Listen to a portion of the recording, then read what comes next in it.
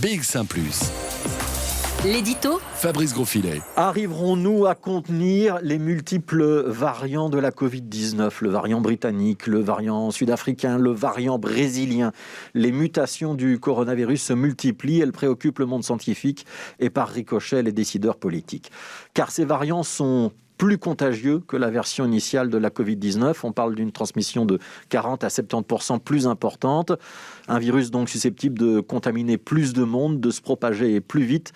Et on rappellera que ces variants, comme le virus lui-même, se moquent des frontières. Le variant anglais, comme on l'appelle, il est déjà présent dans une 50aine de pays, dont la Belgique.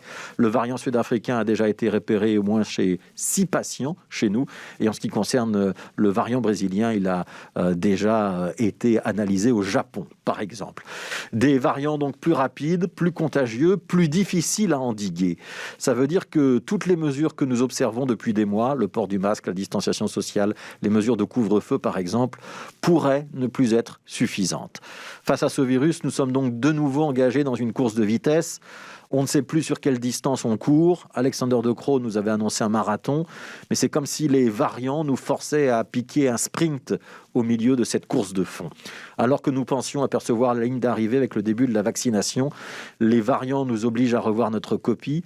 La vaccination est sans doute plus utile que jamais, mais le variant nous a doublés et il nous oblige à fournir un effort supplémentaire alors que nous commencions à relever la tête. Cet effort, c'est donc le comité de concertation qui va devoir le définir. Une réunion prévue vendredi, mais qu'il n'est pas exclu d'avancer si nécessaire, parce que face à la menace, il n'y a pas de répit, pas de pause possible, il faut courir, toujours courir.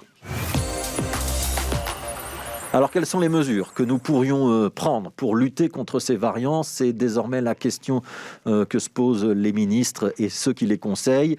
On parle d'un durcissement des conditions de voyage pour ne plus permettre que les seuls voyages vraiment essentiels, les assortir de conditions de quarantaine strictes. On a vu que la contamination de 2 écoles en Flandre était directement liée à une famille qui revenait de vacances et n'avait pas respecté l'obligation de quarantaine. Ça devrait être une question de responsabilité individuelle, ce respect de la quarantaine.